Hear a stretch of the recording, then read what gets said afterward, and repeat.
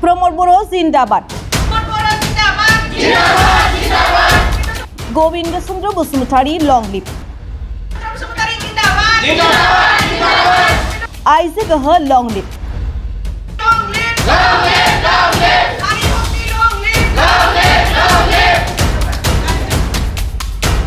बे बाराव बायदि स्ल'गानजों गोमखांदों 38 नं भैरबकुन्द बिटिसि बियाबा नंगौ बे समाव बिटिसि बिसायख'थिनि समखौ दासिमाव रोखायै फोसावनाय जायाखैब्लाबो सेप्तेम्बर दाननि 3थि सप्तानि गेजेराव खुंफुंनायनि इसाराखौ मोननो हानाय लोगो लोगोनो बिटिआरआव बारदोंसै बिसायख'थिनि बार उदालगुरि जिल्ला 38 नं भैरबकुन्द बियाबनि सिङाव थानाय सान्थिपुर बिसिडिसिनि कमिउनिटि हलाव दिनै उदालगुरि जिल्ला लोगोसे भैरबकुन्द ब्लक कमिटि इउपिपिएल आइजो गांखंनि दैदेनगिरिफ्रा बिसिडिसिनि सिङाव थानाय माखासे गामिफोरनि आइजोफोरजों फैबाय थानाय बिसायख'थिखौ लानानै मोनसे सावरायमेल लानाय जायो। हाबाफारि बायदि सावरायलायनायनि गेजेरजों फैबाय थानाय बिसायख'थियाव फिन 38 नं भैरबकुन्द बियाबाव बिटिआरनि लेङाइ गाहाय मावफुं सोद्रोमा गोविंद बसुमतारीखौ फिन देरहासार खालामना बिटिआरआव प्रमोद बर'नि सरकारखौ लाबोफिनगोन होनना थांखि लानायखौ नुनो मोननाय जायो। दिनै जोङो बेयावहाय भैरबकुन्दनि सिङाव थानाय सान्तिपुर प्राइमारियावहाय जोङो आइजोफोरनि मिटिं लादोंमोन। बेयावहाय जोङो माखासे आइजोफोर मोननो हादों 400निबो आप आइजोफोरखौ जों बेयाव बाहागो लाफैनायखौ मोननो हादों। मानो होनब्ला जोंहा इलेक्सन फैबाय थाबाय आरो फैबाय थानाय इलेक्सनावहाय गासैबो माने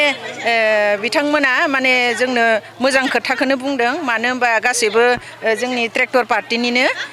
इउपिपिएल हानजानिनो खायफा बिदिनो माने 25,000खौ मोननाय सेल्फ हेल्प ग्रुपनि आरो लोगोसे जोंहा माखासे बिभिन्न माने आसनि दखानिफोरनि बा गियान सोरां माइनाव सोरां बेफोरबायदि मोननाय दंजोबो बेयावहाय बेनिखायनो खोब गोजोननाय मोन्दों जोङो जेरावखि मानो दिनै जेराव थाङा माने जोंनि भैरबकुन्द समस्तियाव गासैबो इउपिपिएलआनो आरो बुंनो थाङोब्ला बेयावहाय जोंनि सान्तिपुर प्राइमारियावहाय जोङो 102 102 बेवहाय स्किम गोलैदों। बेनिखायनो रायजो राजाफोरा गासैबो माने जोंजोंनो दङ आरो फैबाय थानाय बै इलेक्सनावहाय जोङो आरामसे माने गोविंद चन्द्र बसुमतारीखौ देरहाहोनो हागोन बेनो जोंनि गोग्गानाय खोथा आरो रायजोफोरा लुबैदों जे सरकारा गोविंद चन्द्र बसुमतारी बा प्रमोद बर'निनो जाफिननायखौ लुबैदों। बेनिखायनो दिनै जों समस्ति हिसाबै माने माखासे खामानि बा स्किम जाखांनायनि उनाव ओरैबायदि लोब गासैबो माने रायजो राजाफोरानो इउपिपिएलनि गोजाखा आरो इउपिपिएलखौ सापर्ट खालामग्राखा आरो दा बेनिखायनो जोंहा प्रश्न जायो जे बेलेग हानजा जेरै जोंहा बिपिएफआ जे मा जायगायावहाय केम्पिं खालामनो माने जायगा मोन्दों बिथां रिहुन दैमारिया माने जों बेखौ सानहरो। मानो होनबा दिनैनि दिनावहाय भैरबकुन्द समस्ति हिसाबै माने बेवहाय बिपिएफआनो गैला बिदि सानो माने बिथां रिहुन दैमारिजों माने रायजो राजा गैला। मानो होनब्ला रायजो राजाफ्रा सिनायखाबाय 17 बोसोराव जों जेरै बुहुत गाहायाव माने दङमोन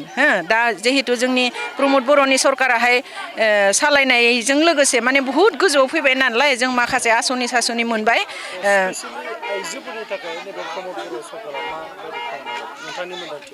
आइजोफोरखौ माने सरकारजों लोगोसे माने फार्स्टआवनो जोंनो सनमान होदों आरो माखासे जोंहा बेबायदिनो आइजोफोर दङ माने गोरिब न'खरफोरनि आरो बेबायदिनो जेरैहाय जोंहा आं बुंनो थाङो जे एनडिएफबि लाइननिफ्रायबो खायसे जोंहा बिधबा जानानै दङ बेफोरबायदि माने आलाय सिलाय जानानै दङ जोंनि हारिल' नङा जेनेबा बिभिन्न बेबायदिनो हारिनि गोदोआव थैलांनाय न'खरफोरा आलाय सिलाय जानानै दङ जे बिथांमोननिफोरनि थाखायबो आरो जोंहा जेरैहाय जोंनि आइजोफोरनि थाखाय माखासे बेबायदिनो जाहाथे उन्नयन जाथों बा अबेबा दखानफोर होनाय बा अबेबा न'खर सोलिनायफोरा जाहाथे उन्नयन जाथों बेबो जोंनि साननाय आरो आइजो हिसाबै जों बेखौनो मोननो हादों आरो फैबाय थानाय दिनफोरावबो जेरैहाय माखासे माने गोदोना थानाय जोंनि समस्ति हिसाबै बा भैरबकुन्द समस्ति हिसाबै बेफोर माने गासैबो जौगाथों बेखौनो जों सानो आरो जिहेतु सरकाराबो बहुत सनमान होदों रेशन कार्डफोरबो मोनजोब्बाय आइ घरफोरबो न'फोरबो मोनजोब्बाय आरो बेजों लोगोसेहाय जोंहा बिभिन्न आइजोफोराबो माने फिसा फिला दखानिफोराबो माने बेबायदिनो आसनिफोर मोननो हाबाय बेनिखायनो माने जेरावबो भैरबकुन्द समस्ति हिसाबै इउपिपिएल गोजा आरो न'खर गासिबो अरुनदयखौथ' जोंहा मोननो थांदों दा आरो जोंहा प्रसेस जाबावदों बेलेग हानजानिफ्रा बुंनो नामायो जे जिहेतु जोंनि सरकार फैनायनिफ्रायसो जोंहा माखासे अरुनदय होनो हादों आरो बिनिफ्राय दा जोंहा आरो मोनबावगोन आइजोफोरा आरो बेबायदिनो जेनेबा इउपिपिएल सरकारनिफ्राय होआखै बेफोरबायदि बुंनो नामायो खिन्थु बेफोर खोथाया नङा जाय सालायदों जोंनि बिटिआरआव फैयो बिथां नेतामोनफोरनि थाखायसो मोननो हादों न'फोराबो बिदिनो जादों आइजोफोरा माने खोब गोजोनदों आरो जेरावनोखि न'खर न' मोनदों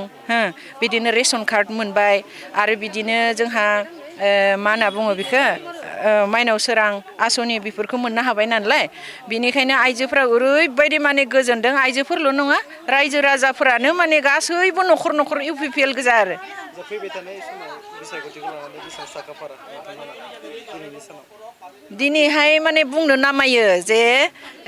मा होनना बुङो ट्रेक्टर पार्टि बा बिथां प्रमद बर'खौ खोब रायो दै खिन्थु बिदि नङा मानो होनबा जोङो बुहुद साखाफारा जानानै दङ जोंहा माखासे वर्कारफोरानो दंखायो भैरबकुन्द समस्ति हिसाबै आरो जोंनि इउपिपिएल हानजानि मावथिफोराहाय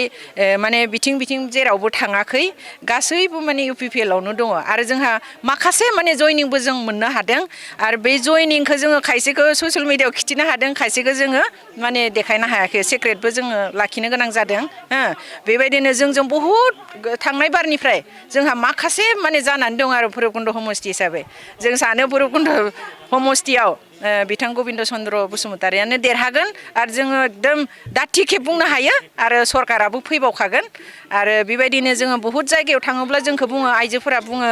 जे जोंनो बै गोजाम सरकारखौ नांला बेबायदिनो दा सालायनायानो सालायलांथों मोजां जाथों जौगाथों उन्नयन जाथों बेफोरबायदिखौ बुङो आरो नोंथांनि बायदिब्ला दिनैनि सानाव 90% गबिन्द चन्द्र बसुमतारि देरहानाय दंसै 90% नङा 100% जिखिखागोन सारा रिहुन दैमारि सार फैनायनि खोथायानो फैया बेयाव आरो बेलेग हानजानि बेयाव रावबो फैया बे नंखाय रिहुन दैमारि सारा जायगा हाबनोनो हायाखै बेखौ जों मिथिखायो मानोबा जि जायगायाव जों थाङा मानो जि बुथाव थाङा मानो गासैबो जोंनिनो मानसि गोजाजोब बेनिखायनो बेयावहाय बेलेग हानजानि रावबो फात्ता मोना जों इउपिपिएलआनो जिखिगोन आरो जिखिथारगोनबो बेखौ जोङो दाथिखे बुंनो हायो आरो जों फेजेनखागोन आरो बिथाङा जेनगोनबो मानो होनबा बहुद थांनाय इलेक्सनफोरावबो जेनेबा बुंदोंमोन जे जोंनो जिखिगोन जोंनि सरकार लाबोगोन होननानै हाग्रामानि खोथाखौ जोङो बार माने खोनाबोबाय थानाय खिन्थु बेफोर गासैबो नंखाय एबार इउपिपिएलनि सरकारानो फैगोन प्रमद बर'नि सरकारानो फैगोन आरो एज ए भैरबकुन्द समस्ति हिसाबै बिथां गबिन्द चन्द्र बसुमतारियानो देरहागोन